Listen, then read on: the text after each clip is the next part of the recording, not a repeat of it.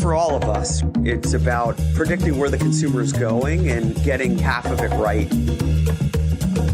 One of the things we want to do is create ads that don't suck. Embracing change creates great possibility. I'm Alan Hart, and this is Marketing Today. Today on the show, I've got Marian Salzman. She's the Senior Vice President and Chief Corporate Citizenship Officer at Phillip Morris International. Prior to joining PMI, Marian served as CEO of Havas PR North America, and prior to that, CMO at Porter Novelli. Marian is a global trend spotter and author of the book, The New Megatrends, Seen Clearly in the Age of Disruption. And on the show today, we talk about her role as Chief Corporate Citizenship Officer and what does that entail. We also talk about a global survey that she oversaw related to the rising power of the Fifth Estate. The Fifth Estate, which is made up of non-traditional sources of influence, such as independent commentators, alternative media, social media users, and of course, podcasters. So we'll talk about, is the Fifth Estate a good thing, a bad thing? How can brands and marketers best engage with the Fifth Estate? And much more. You're going to enjoy this conversation with Marian Salzman.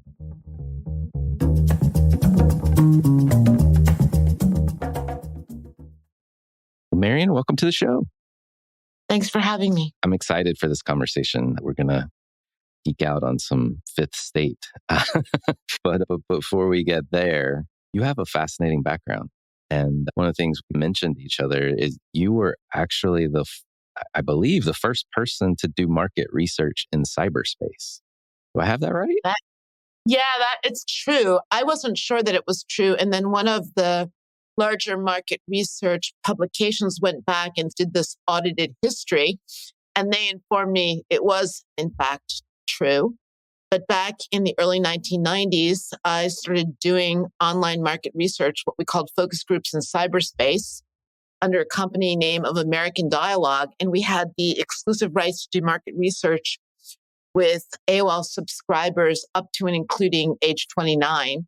So it was a very interesting time. And one of the great adventures was when they took the baud speed from 2,400 to 9,600 over the course of a year. I really thought they were going to drive me out of business. I was having to type so quickly and run the side chats using instant messenger.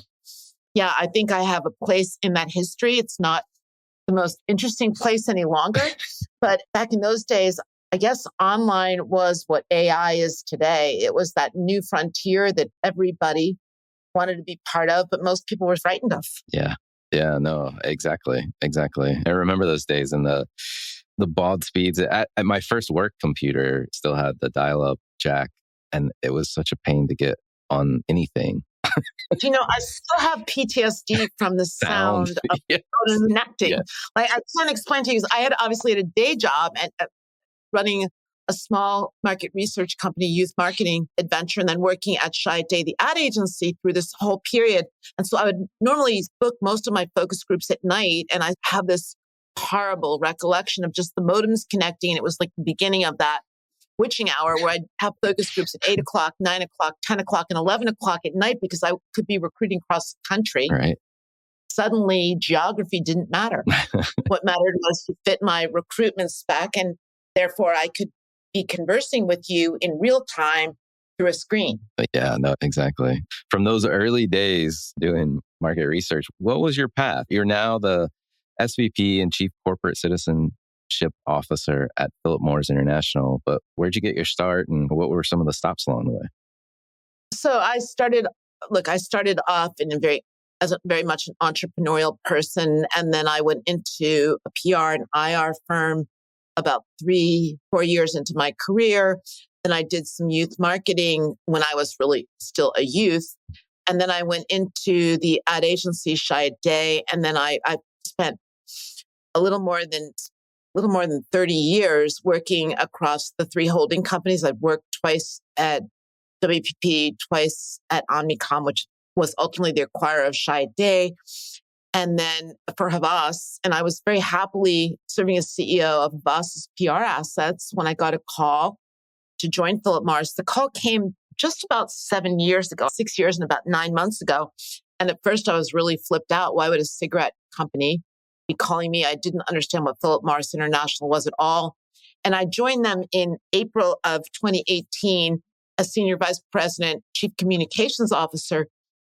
But it was a very unusual situation. I'm a never smoker and to become effectively the spokesperson for a company that's transitioning away from its power brand, which is Marlboro and the rest of the world, towards this smoke-free future, which is embedded first in IQOS. Now, obviously, IQOS, it's our latest acquisition is Swedish Match, with that comes in and some other products. So it's been really an interesting adventure. And then in January of this year, I moved back from Lausanne, Switzerland, to become in charge of corporate citizenship, which really incorporates all of our relationships in the communities in which we operate, particularly focused on the US, because suddenly with the acquisition of Swedish Match, we find ourselves a real player in the US. We've always been a New York Stock Exchange company, but suddenly we have product and mission here, which is to get people, first of all, don't use our products if you aren't already using them. But if you're already using nicotine-based products, then to choose things that are better. Right. No, that makes sense. And tell me, so you hit the highlight of the current job, the Chief Corporate Citizenship Officer. I've never heard of that title before. So I'd love to dig into it a little bit more. Okay. Sometimes people who do my job are president of a corporation's foundation. Okay. Sometimes they are doing corporate chief sustainability officer, but we have one of those, and she's much more involved in all of the pillars that include our operations and how they function in society. It's not totally uncommon. I think it's often confused with CSR. Yeah. It sometimes encroaches into human sustainability. For us, just because we have a reputational challenge, it's really about embracing the communities in which we operate, where our consumers live and work, and proving out that we really are the citizen we would like them to believe us to be. I love it. Love it. So you've got like a little bit of the foundation element, the call. I have corporate donations is a component of it. So is engagement, not really at the political level, but at the community level. So I will be out there talking to community partners. Sometimes it involves engaging in large conferences with trade associations, with our VIP guests that we entertain as a sponsor of Scuderia MotoGP Ducati. Sometimes it's doing something as simple as convening salon-style dinners for our senior executives to get a chance to really hear from community leaders on what's on their mind. Nice. I like the idea of it. And you've got a lot of assets to work with. Yeah, no, I mean, it's a lot of assets, but with it comes a lot of responsibility. You're the kid growing up that kind of has been put at the adult table, but you've got to be absolutely sure that you not only mind your manners, but you're always well behaved. It's my duty to ensure that our employees are volunteering when they say they're going to volunteer. It's my duty to be sure if we say we're going to step up and help a community organization, we follow through and get it done. It's my job to hear the criticism and feedback, some of it valid, from community leaders and key opinion leaders who want us to understand the history of tobacco in this country and some of the wrongs that need to be righted, I should say. Yeah. No, it all makes sense. I don't think I shared this when we last talked, but I grew up in a tobacco country in North Carolina, and much of the education system was founded and supported by it. And it's, for better or for worse, it has contributed a lot to the things that I've experienced as a kid growing up. And I know the industry is evolving. Like you said, you're moving to smokeless and other types of products and services. I think the time is right for what you're doing in terms of trying to engage citizenship and do good things around all the geographies and communities that you work in. Like in the United States, we have not sold cigarettes. We were spun off from what is now known as Altria in 2008. We've gone on our own journey around the world. In this country, IQOS is an FDA authorized product.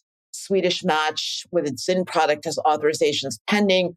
We put an enormous amount of care and attention into youth access prevention. And all these things weigh very heavily. It's a big responsibility to be in a decent, heavily regulated company. There's no question that the regulations are oftentimes good at being sure that we are compliant with those regulations, or sometimes even we go further with our own internal codes, marketing codes, giving codes, etc., than even what the law necessitates. No, it makes sense. We could spend even more time talking about the company, but I want to get us to talk about a survey that you worked on. I believe it's called Rethink Disruption, the Rise of the Fifth Estate. And I want to talk about what was it and why did you do this research to begin with? My colleagues in Lausanne, Jody Suna, Maura Gilchrist, et cetera, were really looking to understand where is the power in the media today? And I don't know that they started off with a hypothesis around the Fifth Estate. We actually started off in a dialogue that I was very much front and center on, which was, is trend spotting dead? And then they commissioned this survey with the research company Bravado. They surveyed folks in 6 countries, including the US, and they found out several things. First of all, 55% of Americans believe most people get their information from non-traditional news sources like individuals and community-based platforms. Second of all, 61% say that they've changed their views on a topic based on information from individuals or community-based forums online. And then that led us to developing a hypothesis, very much a team effort, that the Fifth Estate really are these independent commentators, alternative media, grassroots advocates, the cultural movements, which all have grown thanks to the expansion of digital and social media. And that individuals today, and look, it's something as a trend spotter I always forecasted, but never really was sure when it was going to happen. But today, individuals have substantial influence over the decision-making process of the established institutions. So really, as a company and as a citizen, we have to recognize that harnessing the power of the Fifth Estate, we're able to mobilize around what we care about. And it allows diverse and often overlooked perspectives to actually come to the fore. If you use it correctly, the Fifth Estate can boost innovation. It can boost knowledge sharing. It can create a more informed and inclusive society. And then obviously the corollary to that is when it's not used properly, we've seen the bad things that can happen. I don't know if I love it or hate it, but it's there, right? I think that's the point. My question to you is, you're interviewing me, I shouldn't do this. My question to you is, aren't you part of the Fifth Estate? I think I must be. Yes, I'm a non-traditional source of influence, if that's how we define it. Yeah.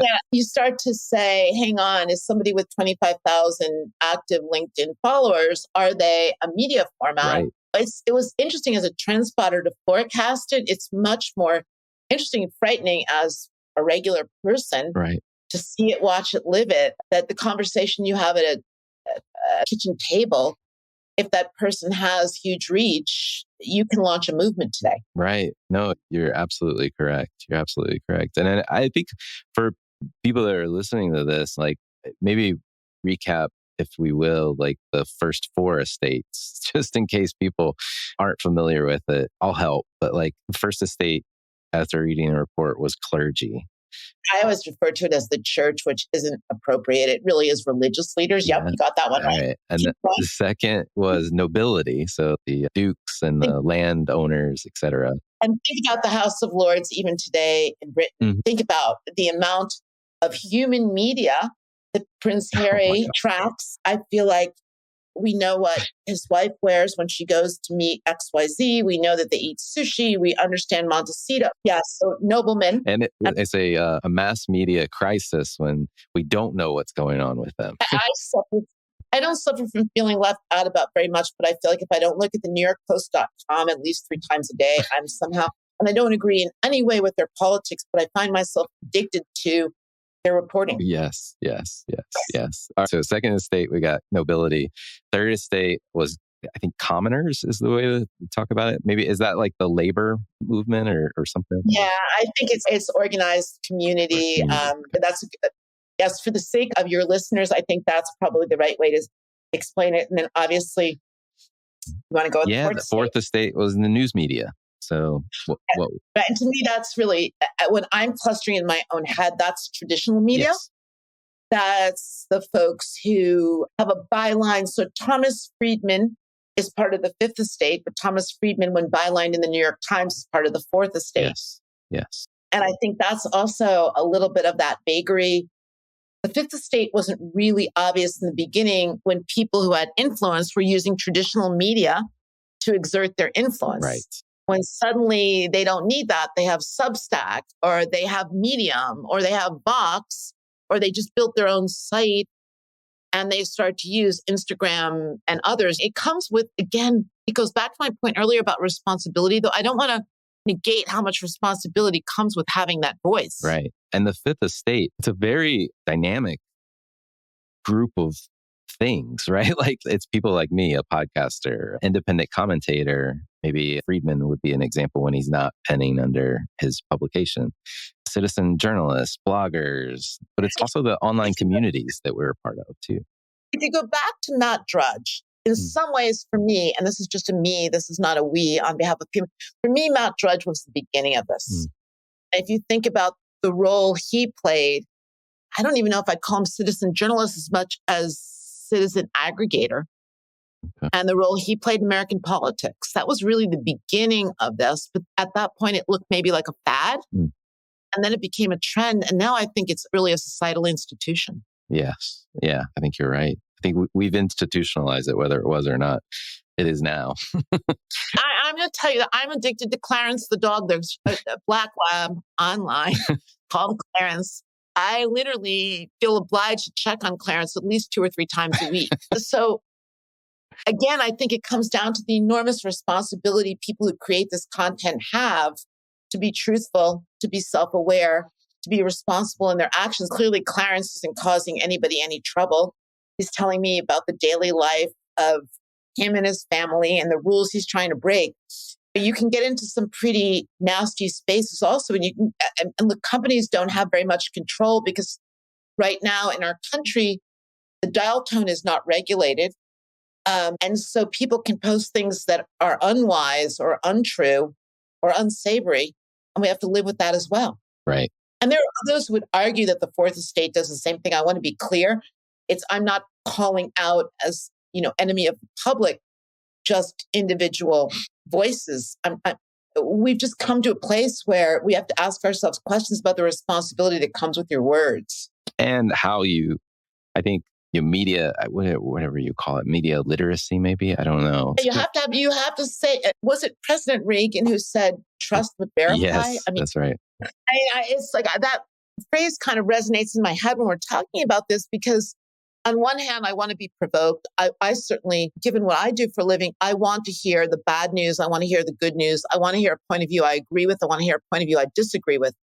But I want the right and the ability to verify some core truths. And right now, given our media diet, you either fall into an echo chamber where you're only hearing one set of truths, or you become what I think of as a diversifier, and you end up ending your evening just deeply confused. What am I supposed to believe today? It begs the question, do you think the Fifth Estate is a good thing or a bad thing?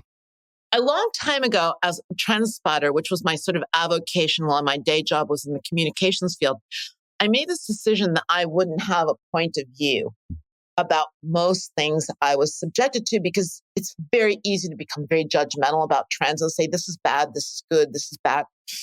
On this one, I think it's a little bit of both.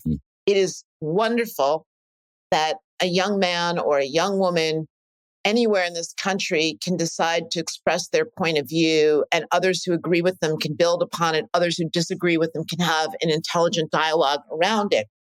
But I, for one, am not a Holocaust denier. So I resent when I read someone who's using that bully pulpit to talk about what did happen in the 40s, in the 30s in Europe, and say it didn't happen.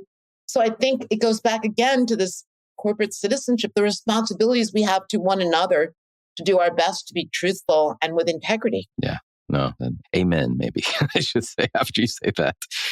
Marian, you are a brand and a company yourself, or working with one. You obviously, I'm sure, talk to peers and other companies and marketers and other brand leaders. How do you think about how, as who we are, how should we be engaging with the Fifth Estate, and how do we do it in a responsible way? I think we have to first talk about with whom should we engage. Our policy is we don't engage with influencers.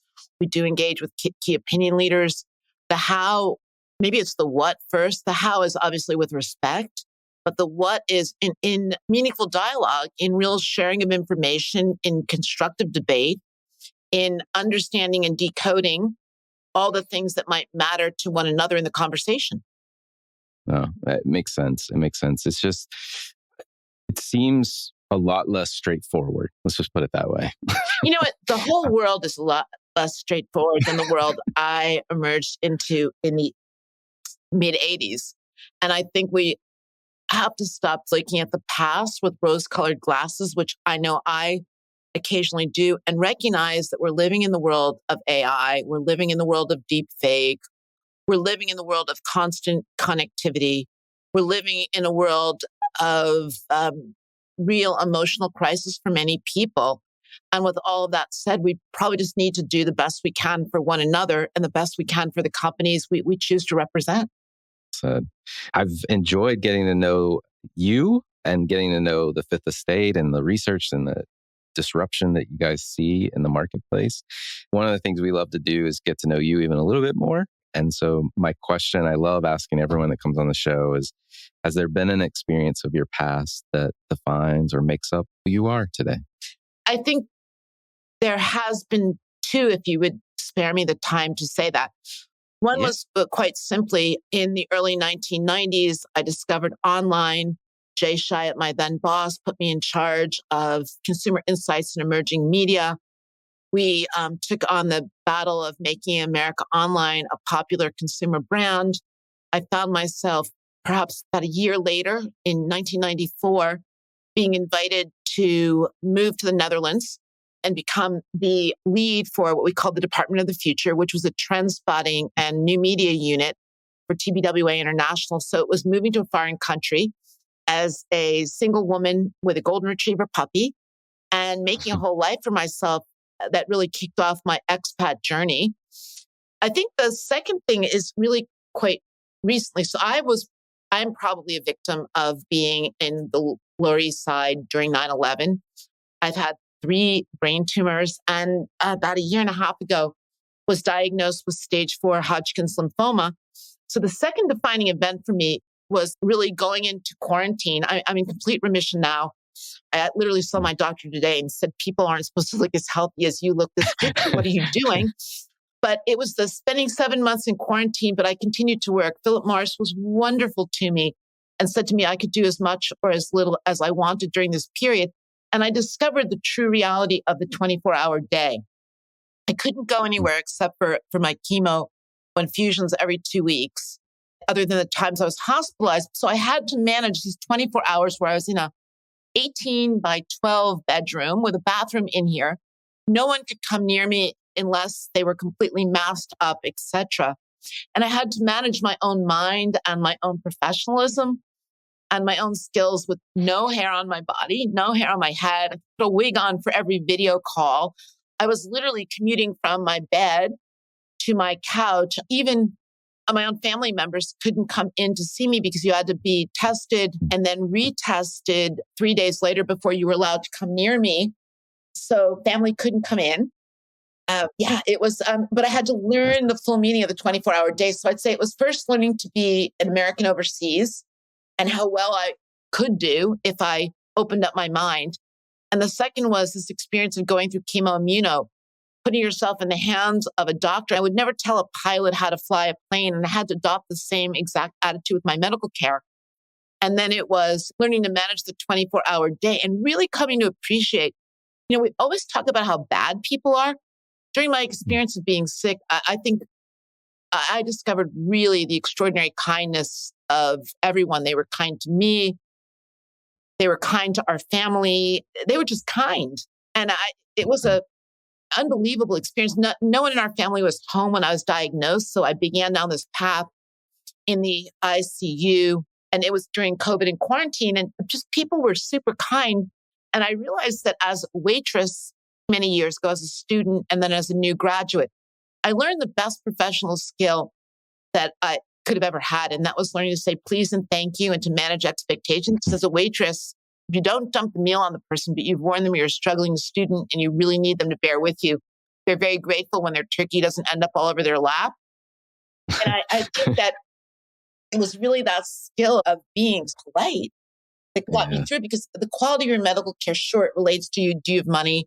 Do you have insurance? But I'm going to tell you, it also relates to saying please and thank you and not snapping at a doctor or nurse's aide. That's how you get peanut butter and jelly sandwiches in the hospital. You're really kind to people. They bring you stuff. Thank you for sharing that story. And I'm so happy to hear that you're in full remission and that you're doing well.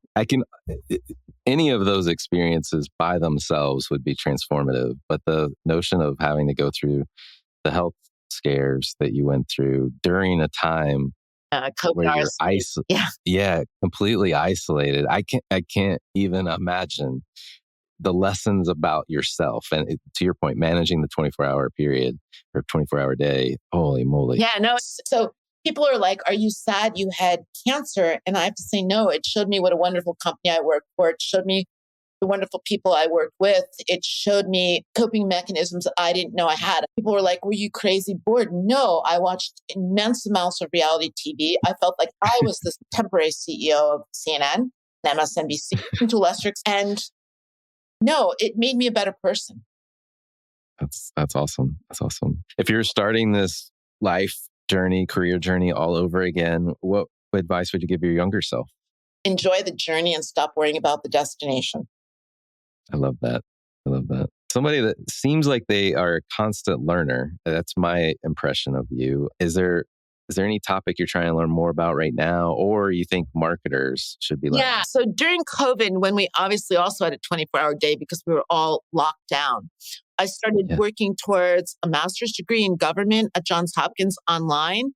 And I think everybody, if they have the opportunity, ought to do online learning, because if you didn't grow up in a time when online learning was possible, you didn't know how much was available. I was primarily in Lausanne and Lutry, Switzerland, attending lectures in Washington, D.C. I took a wonderful class in Latin American politics with a former cabinet minister from Ecuador, and you realize just what's possible. So I would say it's get into formal online learning, but do it with a level of rigor. I committed in my own mind that if I was going to do this, I was going to get A's in school. I brought that same relentlessness that I bring to work, to studying. So I was doing all the discretionary readings. I would actually schedule office hours online with my professors to learn more. So I think it's go all in, but I also think it's manage your time really smart. We owe our employers, 40, 50, whatever hours a week it is. There's a lot more time and everyone needs good sleep and everyone needs to hydrate, but we also need brain food. And I think it's a matter of building brain food into your diet. No, I love that. Brain food. I have to remember that. Are there any trends or subcultures that you're taking notice of or you think other people should take notice of right now? Obviously, there's the whole issue of anger and the fact that we are sitting at hope's edge and people seem angrier than ever before, more polarized than ever before, more emphasis suddenly on the conversations around kindness, but not always observing kind behaviors. I think that's one. I think that we're seeing a backlash against the vital work around diversity, equity, and inclusion. I think we need to be very conscious of the fact that we need to be open to one another's individual traits and backgrounds. I think that we're looking for simpler lives. So suddenly in my TikTok consumption, I noticed that people are making a lot of food with 5 ingredients or less. So I think we're seeing all new manifestations of simplicity. To go on and on. I think you're also seeing the rise of this classification of people that are called house buddies, that are people who live with people with whom they're not in a familial or romantic relationship. And I think we're going to see a lot more of that. People buddying up so they can afford housing, people buddying up to combat loneliness. Yeah. No, I agree. I think that one's caught my eye in particular. All of these have, but that one in particular, as somebody that's got a 16-year-old daughter who, wondering if her generation will ever partner like our generation did, if that makes any sense. Yeah, no, I think, and then the flip side of it is you're seeing partnering happening sooner, but you're seeing sort of the rise of the sort of long-term but serial relationship. I think you're right. Very differently. Because remember, a lot of us are going to end up living into our 80s or 90s, hopefully, maybe longer. And marriage was invented in an agrarian economy. you kind of That's right. to it at 18 and you were dead at 28. And I think we have to just recognize that for some people, marriage is for a lifetime. For some people, marriage is for a life stage. Yes. Very well said. Very well said. It's interesting as somebody that watches people, to watch people's behavior these days too. But anyway, last question I have for you. What do you feel is the largest opportunity or threat facing marketers today? Sadly, I think it's fake news. I think it goes back to the Fifth Estate. It's that news can permeate and penetrate subclusters of populations, even at times the mainstream, without validation. Yes. Yeah, I agree. And it's so hard, to your earlier point when we were talking about the Fifth Estate in detail, the notion of people just walking around, people can fall into echo chambers and there's really no way to get out of it. If you're not purposeful about it and recognize it,